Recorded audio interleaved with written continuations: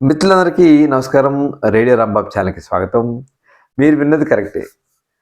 'భలే తమ్ముడు' సినిమా 'బుద్ధిమంతుడు' సినిమాతో పోటీపడి కాస్త వెనకే ఉందని చెప్పాలి. ఈ 2 సినిమాలు కూడా 1969వ సంవత్సరంలో సెప్టెంబర్ మాసంలో విడుదలయ్యాయి.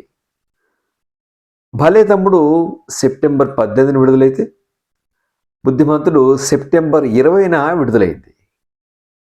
అంటే 2 కూడా గమ్మత్తుగా అక్కినేని ఇక్కడ డబుల్ యాక్షన్, ఎన్టీఆర్ ఇక్కడ డబుల్ యాక్షన్. చైనా టౌన్ ఆధారంగా 'భలే తమ్ముడు' తీశారు. ఒక ఇటాలియన్ సినిమా ఆధారంగా 'బుద్ధిమంతుడు' తీశారు. ఇక 'భలే తమ్ముడు' గురించి కాస్త మాట్లాడుకుందాం. తర్వాత మనం మిగిలిన విషయాలు చూద్దాం. 'భలే తమ్ముడు' సినిమా 1962లో వచ్చేటువంటి చైనా టౌన్ సినిమాకి రీమేక్. ఈ చైనా టౌన్ మీకు గుర్తూనే ఉంటుంది. షమ్మీ కపూర్ హీరో, షకీలా హెలెన్ వీళ్ళిద్దరూ హీరోయిన్లు. అందులో షమ్మీ కపూర్ డబుల్ యాక్షను, తమ్ముడు సింగరు, అన్న ఓ గ్యాంగ్స్టరు. ఈ గ్యాంగ్స్టర్ ప్లేస్లో తమ్ముడు వెళ్ళి ఆ దొంగతనం చేసేటువంటి గ్యాంగ్ వివరాలని పోలీసులు చెప్పటం, పోలీసులు అతన్ని పట్టుకోవటం, ఆ గ్యాంగ్ని పట్టుకోవటం, తర్వాత ఈ అన్నదమ్ములు కలిసిపోతారనమాట. సరే, ఈ కథలోకి వెళ్ళే ముందు ఇలాంటి ఒక కథని తెలుగు ఆడియన్స్కి బాగుంటుందని చెప్పి అట్లూరి పుండరీకాక్ష గారికి అనిపించింది. పుండరీకాక్ష గారు మీకు తెలుసు, అప్పటికే ఆయన 1962లో మహామంతి తిమ్మరసు, ఆయన నర్రా గౌతమ్, వాళ్ళిద్దరు కలిసి 1962లో మహామంతి తిమ్మరసు తీశారు. తర్వాత 1967లో కృష్ణావతారం సినిమా తీశారు పుండరీకాక్ష గారు. కృష్ణావతారం సినిమా ఆయన తిరుపతి గారిని, కనకమేడల తిరుపతి గారు, దేవిప్రసాద్ గారి ఫాదరు, ఆయనతో కలిసి తీశారు. తర్వాత 69లో 'భలే తమ్ముడు' సినిమాని మళ్ళీ ఇద్దరు కలిసి తీశారు, తారక రామ పిక్చర్స్ పేరుతోటి. ఇంతకీ పుండరీకాక్ష గారికి మంచి జడ్జిమెంట్ ఉంది. ఆయన బాగా చదువరి. ఎందుకంటే మహామంతి తిమ్మరసు కూడా ఆయనకు ఒకసారి యాక్సిడెంట్ అయ్యి రెస్ట్ తీసుకుంటుంటే, లేదంటే బెటకి పరిమితమైనటువంటి కాలంలో మహామంతి తిమ్మరసు నవల చదివి ఇది సినిమా తీస్తే బాగుంటుందనే ఆలోచనతోటి ఆ సినిమా తీశారు. ఆ వీడియోలో ఇంకోసారి దాని గురించి మళ్ళీ ఇంకొక వీడియోలో చెప్పుకుందాం. ఇక 'భలే తమ్ముడు' గురించి ఆయనకి, అందులో 'భలే తమ్ముడు' చైనా టౌన్ హిందీ సినిమా అని చెప్పాం కదా, ఆ హిందీ సినిమాలో షమ్మా షమ్మా అనేటువంటి ఒక పాటలో మహమ్మద్ రఫీ అప్స్ అండ్ డౌన్స్తో పాడతారు. ఆ పాట పాడే విధానం బాగా నచ్చింది. ఒకటేమో ఆయనకి అన్నదమ్ములు ఒకళ్ళ ప్లేస్లో ఇంకోళ్ళు వెళ్ళటం అనేటువంటి కథాంశం తెలుగు ఆడియన్స్కి నచ్చుతుందని నమ్మారు. రెండోదేమో మహమ్మద్ రఫీ పాడిన విధానం బాగా నచ్చి ఈ సినిమా తీస్తే మహమ్మద్ రఫీ చేతే తెలుగులో పాడించాలి అనుకున్నారు. సో పాడించే ప్రయత్నం కూడా గమ్మత్తుగా చేశారు. ఎప్పుడైతే ఎన్టీఆర్ చెప్పారు, అంటే ఘంటసాల పాడతారు అనుకుంటారు కదా, ఘంటసాల కాదండి రఫీ గారి చేత పాడిస్తే బాగుంటుంది అనుకుంటానంటే ఎన్టీఆర్ కూడా తప్పకుండా బ్రదర్ అని చెప్పారు. అంతకుముందే రఫీ ముందడుగు అలాగే భక్త రామదాస్ చిత్రంలో పాడారు, కానీ కొంచెం హిందీ మిక్స్ ఉన్నటువంటి పాటలు. పూర్తి తెలుగు పాటలుగా మనం 'భలే తమ్ముడు' చిత్రంలో రఫీ పాడిన పాటలుగా చెప్పుకోవాలి. దాదాపుగా అందులో 7 పాటలుంటే 7 పాటలు ఆయన పాడారు. ఘంటసాల ఒక పాట కూడా పాడలేదు. సో ఆయన ఇంతకీ ముందుకు అసలు రఫీ ఎపిసోడ్ అయిన తర్వాత మళ్ళీ సినిమాలోకి వద్దాం. రఫీని ఎలా కాంటాక్ట్ చేశారంటే, ఆయన తెలిసిన చుట్టాల ద్వారా సంప్రదించారు. ఫస్ట్ అందరూ డిస్కరేజ్ చేశారు, రఫీ మీకు పాడనంటున్నారు అని చెప్పని. ఆయన లేదు, ప్రయత్నించి వాళ్ళ చుట్టాలు ఆయన ద్వారా రఫీని సంప్రదిస్తే రఫీ ఒప్పుకున్నారు అని తెలిసిన తర్వాత ఆయనను టీవీ రాజు గారు, యాక్చువల్గా 'భలే తమ్ముడు' మ్యూజిక్ డైరెక్టర్ టీవీ రాజు గారే, ఆయన టీవీ రాజు గారు కలిసి రఫీ గారి ఇంటికి వెళ్ళి ఇట్లా అని చెప్తే రఫీ గారు ఆయన పైకి తీసుకెళ్ళారట. తీసుకెళ్ళి పైకి తీసుకెళ్తే అన్ని షీల్డ్స్, మధ్యలో ఒక పరుపు ఉందిట, ఆ పరుపు మీద హార్మోనియం ఉందిట. ఆ హార్మోనియం ముందు కూర్చుని 3-4 పల్లవులు చెప్తే ఆ పల్లవులు ఆయన పాడి నీకు నచ్చితేనే నేను పాడతాను అని చెప్పారు క్లియర్గా. అప్పటికే రఫీ గారు హిందీ సినిమాలో ఆయన 10,000 రూపాయలు తీసుకుంటారు పాటకి. ఘంటసాల అంతా 600, 700, ఇంకా అప్పటికి 1000 కూడా ఘంటసాల గారు తీసుకున్నట్టు లేరు. అంటే నిజం చెప్పాలంటే మీరు రఫీ చేత పాడిస్తే ఆయనకి బడ్జెట్ ఎక్కువ, కానీ ఈ పాటలకు న్యాయం రఫీ అయితేనే చేస్తారు అని చెప్పి ఆయన బలంగా నమ్మారు. అందుకనే హిందీ పాటలు చక్కగా తెలుగులోకి మళ్ళీ ఆ పాటలు వచ్చినప్పుడు ఆ ఫ్లేవర్ చెడకూడదని చెప్పి ఆయన మొత్తం అన్ని పాటలు కూడా నారాయణ రెడ్డి గారి చేత రాయించారు. సో మొత్తానికి ఆయన ఆయన రఫీ గారిని వచ్చిన తర్వాత కూడా మీకు నచ్చితేనే పాడతాను అని చెప్పిన తర్వాత కూడా వీళ్ళు లేదండి మీరు పాడాల్సిందని చెప్పేశారు టీవీ రాజు గారు, అలాగే పుండరీకాక్షయ్య గారు. సో 10,000 తీసుకునే చోట ఆయన తెలుగు పాటకు 4,000 చెప్పారు. ఇది చూడండి, 4,000 చెప్పి యాక్చువల్ పాటలు రికార్డింగ్ అయిన తర్వాత డబ్బులు ఇవ్వకపోతుంటే పాటకి ఇంకొక 500 తగ్గించమని చెప్పారు రఫీ అని చెప్పి నజీర్ అని ఆయన బావమరిదే మేనేజర్గా ఉండేవాళ్ళు. అంటే ఆయన ఫైనాన్షియల్ మ్యాటర్స్ అన్నీ ఆయన చూస్తుండేవాళ్ళు. ఆయన చెప్పారు ఒక 500 తగ్గించమన్నారండి, మీ ఆ 3,000 మీ దగ్గరే ఉంచమన్నారు అని చెప్పి అసలు లేదని చెప్పారట. అంటే పుండరీకాక్షయ్య గారు ఒక ఇంటర్వ్యూలో చెప్తారు, నా జీవితంలో అంత గొప్ప వ్యక్తిని నేను చూడలేదు అని చెప్పి పుండరీకాక్షయ్య గారు అంటారు. సో ఇంతకీ ఇది ఒక ఎపిసోడ్.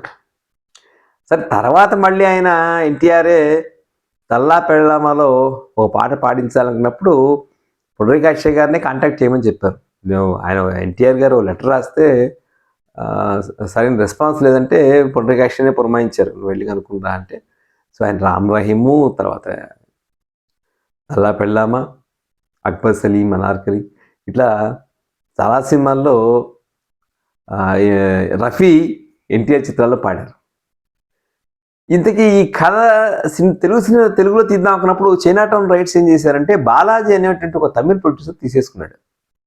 దీని డైరెక్టర్ చైనా టౌన్ డైరెక్టర్ శక్తి సామంత, మ్యూజిక్ ఏమో రవి చేశారు. శక్తి సామంత బాలాజీ కలిసినప్పుడు మీరు నాకేం ఇవ్వక్కర్లేదు, ఒక 2,000 రైటర్కి ఇవ్వండి చాలంటే ఆ రైటర్కి ఇచ్చి ఆయన ఎంజీఆర్ తోటి ఆయన తమిళంలో తీయడం మొదలుపెట్టేశారు. తెలుగు రైట్స్ కోసం ఆయనకి బాలాజీకి మొత్తం దక్షిణాది భాషల రైట్స్ ఇచ్చేశారు. ఎందుకంటే ఈ సినిమా మళ్ళీ మలయాళం కూడా తర్వాత తీశారు. పుండరీకాక్షయ్య గారు ఈ బాలాజీ గారిని సంప్రదించి తెలుగు రైట్స్ కావాలంటే ఒక 5,000కి ఆయన రైట్స్ ఇచ్చేశారు. సో రైట్స్ తీసుకున్న తర్వాత సరే ఎన్టీఆర్ డబుల్ యాక్షన్ సరిపోయారు, హీరోయిన్గానేమో కేఆర్ విజయ్ తీసుకున్నారు. కేఆర్ విజయ్ అప్పటికే శ్రీకృష్ణ విజయన్ చిత్రంలో నటించింది, తర్వాత మరికొన్ని చిత్రాల్లో నటించారు, పరమానంద శిష్యుల కథల్లో కూడా నటించింది. నాకు అనిపించింది ఏమిటంటే ఈ సినిమాలో మైనస్ పాయింట్ ఆవిడ. కేఆర్ విజయ్ బదులు ఇంకెవరైనా కావచ్చు, బి సరోజాదేవి, జమున, జయలలిత, ఇట్లా చాలామంది ఆ రోజుల్లో ఎన్టీఆర్తో నటించేవాడు కదా, వాళ్ళు ఎవరైనా చేస్తే సినిమాకి ప్లస్ అయ్యేదేమో. ఒక హీరోయిన్ నిజంగా నాకు ఎందుకో మైనస్ అని అనిపించింది. ఎన్టీఆర్ కేఆర్ విజయ్ కాంబినేషన్ ఎందుకో అంతగా చూస్తుంటే ఇప్పుడే మనకి ఇలా అనిపిస్తే ఆ రోజుల్లో ప్రేక్షకులకి డెఫినెట్గా నచ్చి ఉండదు అని చెప్పి నాకు అనిపిస్తుంది. హీరోయిన్ మైనస్ అని అనుకుంటున్నాను. రెండో హీరోయిన్ కానేమో విజయ్ గిరిజ అనేటువంటి ఆవిడని ఎంచుకున్నారు. ఆవిడ కాంచన గారి సిస్టర్. బహుశా ఆవిడ డాన్సర్ అవటం వలన ఆవిడకి ఆ పాత్ర ఇచ్చారని చెప్పి అనిపిస్తుంది. శ్రీ విద్య గారు కూడా అడిగారట, రెండో హీరోయిన్ పాత్ర నాకు ఇవ్వచ్చు కదా అంటే, లేదమ్మా ఆల్రెడీ ఫైనలైజ్ చేశారని చెప్పేశారట. సో ఇంకా రేలంగి, ప్రభాకర్ రెడ్డి నాకు నచ్చాడండి. ప్రభాకర్ రెడ్డి గారు ఆయన ఒక ప్రొఫెషనల్ యాక్టర్గానే భలే తమ్ముడు సినిమాలో ఒక ఇన్స్పెక్టర్ శేఖర్ కింద ఆయన చాలా బాగా చేశారు. అంటే తక్కువ మాటలు ఎక్కువ గెస్చర్స్ తోటి ఆయన రోలు మనకి కనిపిస్తుంది. సో కథ రాజనాల మెయిన్ విలను, కథ మిక్కిలేని ఒక ఇన్స్పెక్టరు, ఆ గ్యాంగ్ లీడరు రాజనాలని అడ్డుకుంటున్న దీంతో అతన్ని చంపేసి పెద్ద కొడుకుని తీసుకుని పారిపోతాడు రాజనాల. సో అతని గ్యాంగ్లోనే ఆ కుర్రాడు బ్రహ్మాజీ అనుకుంటే, ఆ బ్రహ్మాజీ చిన్న ఎన్టీఆర్గా వేసింది. ఆ కుర్రాడికి దొంగతనం ఎలా చేయాలి ఇవన్నీ నేర్పిస్తారు. సో పేర్లు కూడా గన్ను అని, గన్ను ధన్ను అనేటువంటి రకరకాల. ఆ గ్యాంగ్ గ్రూప్ లీడర్కి గణపతిని గన్ చేస్తాడు, విశ్వనాథుని ధన్ చేస్తాడు, మరొక పేరు మారుస్తాడు. సో ఇలా ఆ కుర్రాడు పెద్ద అయిన తర్వాత పాల్ అని పేరు చెప్పిన తర్వాత అతను పెద్ద అయిన తర్వాత ఒక పెద్ద గ్యాంగ్స్టర్గా మారుతాడు. వీళ్ళిద్దరు బ్రదర్స్ కాబట్టి రెండో అతని తల్లి దగ్గర ఉంటాడు. ఆ తల్లి శ్రీరంజని, జూనియర్ శ్రీరంజని వేశారు. ఆ తల్లి దగ్గరే ఉండి సింగర్ అవుతాడు తను. ఆ సింగర్ అయ్యి అతను కేఆర్ విజయ్ ప్రేమలో పడతాడు. కేఆర్ విజయ్ తండ్రి రేలంగి, రావు సాహెబ్ అనేటువంటి పేరుతోటి. సో వీళ్ళిద్దరి మధ్య ప్రేమాయణం. ఈ రావు సాహెబ్ ఈ సింగర్ ఎన్టీఆర్ బాధ భరించలేక, గోల భరించలేక పోలీస్ కంప్లైంట్ ఇవ్వడానికి వెళ్తే అతను కూడా పిలిపిస్తారు. అప్పటికి ఈ దొంగతనం చేసేటువంటి ఎన్టీఆర్ని గాయపడతాడు. సో అతన్ని పట్టుకొని ట్రీట్మెంట్ చేస్తుంటారు. ఈ ఇన్స్పెక్టర్ శేఖర్ అంటే ప్రభాకర్ రెడ్డి వీళ్ళిద్దరూ ఒకేలా ఉన్నారని గమనించి అతన్ని తన రూమ్లో పిలిచి చెప్తాడు ఈ ప్లాన్ అంతా. అతనికి తెలుసు కాబట్టి బహుశా అతను మా అన్నయ్య అయి ఉంటాడని చెప్పి అనుకోవటం. సో అతను ఆ ప్లాన్ని యాక్సెప్ట్ చేయటం. సో ఈ గ్యాంగ్స్టర్ బదులు రెండో అతను శ్యామ్ ప్రసాద్ అతను వెళ్తాడు. సో అతను వెళ్ళటం, అతన్ని ఈ గ్యాంగ్స్టర్ గర్ల్ ఫ్రెండ్ ఉంటుంది లీలా, ఆమె సస్పెక్ట్ చేస్తుంది ఏదో తేడా ఉందని చెప్పని. సో ఈ రాజనాలకి ఇవన్నీ చెప్పడం తర్వాత అతను తెలిసి వీళ్ళిద్దరు తమ్ముడిని బంధించి కొట్టడానికి వస్తాడు. అప్పుడు ఆ లీల అడ్డుపడి ఇతను మీ తమ్ముడు, మీ గతం ఇదని చెప్పిన తర్వాత వాళ్ళిద్దరూ ఏకమై విలన్ భరతం పట్టడం అనేటువంటిది కథాంశం. ఈ కథని ఎలా ట్యాకిల్ చేశారు అనేది కదా మనకు కావాల్సింది. నిజానికి మరి ఆయన తెలుగు ఆడియన్స్కి ఈ సినిమా కనెక్ట్ అవుతుంది అని చెప్పి ఎలా అనుకున్నారో నాకైతే అర్థం కాలేదు. ఈ గ్యాంగ్స్టర్ సినిమాలో కొన్ని చోట్ల ఎన్టీఆర్ గ్యాంగ్స్టర్గా ఉన్న చోట చాలా ఓవర్ యాక్షన్ కనిపిస్తుంది. కొన్ని చోట్ల చివరిగా ఆయన గెటప్ బాగుంది. సింగర్గా వచ్చినప్పుడు సరే అది మాస్ అప్పీల్, ఆయన యూజువల్ మారువేషం కూడా ఉంటుంది. ఆ మారువేషం గెటప్ కానీ పాటల గెటప్లో కానీ సో ఎన్టీఆర్ గారి స్టెప్స్ అన్నీ మనకు తెలిసి ఎలా ఉంటాయో ఆ విధంగానే ఆయన చేశారు. మెయిన్గా పాటలు నేడే ఈనాడే చెలికాడు తాన అనేటువంటి పాట అద్భుతం. దాంతోపాటు ఇద్దరి మనసులు ఒకటాయి సరిహద్దులు లేనే లేవాయి ఆ పాట బాగుంటుంది. గుమ్మ గుమ్మ గుమ్మ గుమ్మెత్తించే ముద్దుల గుమ్మ అదొక అద్భుతం, ఆ పాట బాగుంటుంది. ఎంత వారు కానీ వేదాంతులైన కానీ వాళ్ళు చూపు సోకగానే ఓడిపోదురే కైపులో, అది హిందీలో డార్లింగ్ ఓ అంటే తెలుగులో కైపులో అని పెట్టారు. ఇంకో పాట ట్రైన్ పాట గోపాల బాల బాల ఈ సన్నిధి చేరి నీ చుట్టూ తిరుగుతూ ఉంటానేటువంటి పాట. అన్ని పాటలు చాలా హుషారుగా ఉంటాయి. ఒక మంచి కవ్వాలి ఉంటుంది. తెలుగు సినిమాలో కవ్వాలి పెట్టారండి, ఏం చెప్పాలి. తెలుగు ఆడియన్స్కి కవ్వాలి పెద్దగా పరిచయం ఉన్నటువంటి ఫార్మాట్ కాదు. అరుణ ఇరానీ డాన్సర్గా పెట్టి ఆ పాటలో లోపమేమీ లేదు. తెలుగు ఆడియన్స్కి ఎంతవరకు కనెక్ట్ అయ్యింది అనేటువంటి ఒకటే తప్పిస్తే, బట్ ఈ పాటలన్నీ కూడా ఇద్దరు మనసులో ఒకటయ్యే సరిహద్దులు లేని హైదరాబాద్ అంత అద్భుతంగా చూపిస్తారు ఆ రోజుల్లో. నేడే ఈనాడు అన్ని పాటలు కూడా మహమ్మద్ రఫీ అద్భుతంగా పాడారు. అందులో అనుమానం ఏమీ లేదు. నాకు ఎందుకు బహుశా ఆడియన్స్ కనెక్ట్ కాలేదు ఈ సినిమా కంటే, బహుశా బుద్ధిమంతుడు అదే టైంలో 2 రోజుల తర్వాత వచ్చిన బుద్ధిమంతుడు, ఇప్పుడు చెప్తాం బుద్ధిమంతుడు ఎందుకో ఒక రూటెడ్ స్టోరీ. అక్కడ కూడా నాస్తికుడు ఆస్తికుడు కథ, ఇటాలియన్ కథ, దాన్నే తెలుగులో నేటివిటీకి మార్చి మధ్యలో దైవ పాత్రని కూడా తీసుకొచ్చి, కృష్ణుని తీసుకొచ్చి దాంట్లో విలను ఇవన్నీ పెట్టి, అందులో కూడా అద్భుతమైన పాటలు మహాదేవన్ గారు ఇచ్చారు. ఆమ్యామ్య అనేటువంటి అందులోని పాత్ర ఉంది. సో ఎన్టీఆర్, అక్కడ నాగేశ్వరరావు, ఏఎన్ఆర్ గారు అటు పూజారి గాను ఇటు తమ్ముడు గాను ఆస్తికుడు నాస్తికుడు పాత్రలో ఆయన అద్భుతంగా మెప్పించారు. సంభాషణలో ఇక్కడ మధ్యపాటి సూర్య రాశారు భలే తమ్ముడికి, అక్కడ ములపూడి రావణ గారి సంభాషణ చాలా బాగున్నాయి. మధ్యపాటి సూర్య గారిని తక్కువ చేయట్లేదు. ఈయన రాసిందంటే ఒక మంచి డైలాగ్ ఉంది. బియ్యాలకు కరువు లేదు కానీ బియ్యంకి కరువు ఉంది ప్రస్తుతం అని చెప్పి ఒక డైలాగ్ ఉంటుంది. సో మంచి డైలాగ్. సో అలా భలే తమ్ముడు ఒక మాస్ సినిమా, హిందీ నేటివిటీ లేదంటే హిందీ ఆడియన్స్కి బాగా నచ్చేటువంటి సినిమాని ధైర్యం చేసి ఆల్మోస్ట్ 6-7 సంవత్సరాల తర్వాత ఆ సినిమాని తెలుగులో తీశారు. మరి అప్పటికి మారిపోతాయి కదా, టేస్ట్లు మారిపోవచ్చు. 4-5 ఏళ్ళ గ్యాప్ అంటే ఆ సినిమాని మళ్ళీ అదే కథతో మీరు తీశారంటే చాలా మార్పులు వస్తాయి. మరి అంత జడ్జిమెంట్ ఉన్నటువంటి పుండరీకాక్షయ్య గారు భలే తమ్ముడు సినిమాని మరి ఎందుకు తెలుగులో తీశారో తెలియదు కానీ రిపీటర్లో బెటర్గా పెర్ఫామ్ చేసినటువంటి సినిమా భలే తమ్ముడు. అయితే ఈ సినిమా ఎందుకు గుర్తుండిపోతుందంటే రఫీ పాడిన పాటల వలన ఈ సినిమాకి ఒక ఇమ్మోర్టాలిటీ వచ్చింది. ఈ రోజుకి రఫీ పాటల్ని భలే తమ్ముళ్ళు మనం తలుచుకుంటాం. ఈ సినిమాలో ఇంకొక విషయం చాలా బాగుండేది ఏంటంటే చక్కటి రికార్డింగ్ ఉంది, చాలా బాగుంటుంది. టీవీ రాజు గారు అద్భుతమైనటువంటి రికార్డింగ్ మనకి భలే తమ్ముడులో కనిపిస్తుంది. ఇది భలే తమ్ముడు. ఇంకో విచిత్రం ఏంటంటే భలే తమ్ముడు మించి బుద్ధిమంతుడు హిట్ అయితే అక్టోబర్ 2న మనుషులు మారాలి వచ్చింది. మనుషులు మారాలి ఈ రెండిటికన్నా పెద్ద హిట్టే కూర్చుంది, అదొక విశేషం. బట్ 2 రోజులు తేడాతో వచ్చేటువంటి భలే తమ్ముడు బుద్ధిమంతులు చిత్రాలలో మొదటి రన్లో డెఫినెట్గా బుద్ధిమంతుడితే పై చేయి.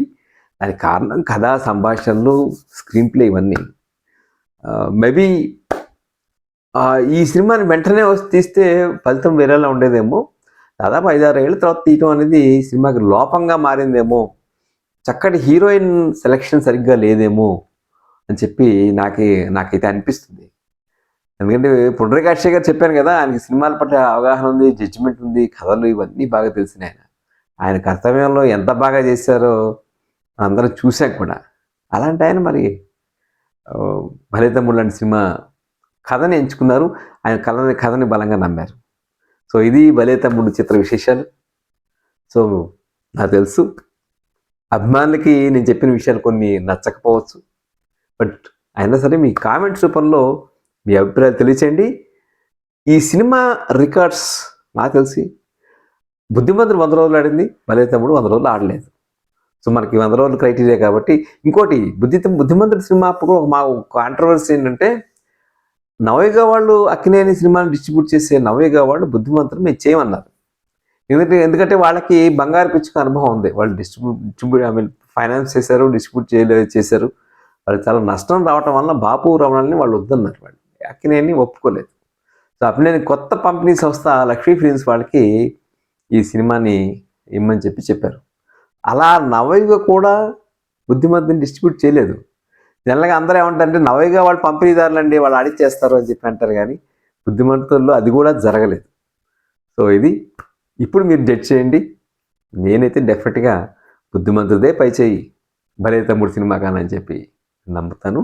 స్టాటిస్టిక్స్ కూడా అదే చూపిస్తాయి. ఈ వీడియో మీకు నచ్చితే లైక్ చేయండి, షేర్ చేయండి, రేడియో రాంబాబు ఛానల్కి సబ్స్క్రైబ్ చేయండి. మీరు సబ్స్క్రైబ్ చేస్తేనే నేను మరిన్ని వీడియోలు చేసేటువంటి అవకాశం నాకు ఉంటుంది. మీ ప్రోత్సాహం ఎప్పుడు కావాలి. ఉంటాను. Take care. నమస్కారం.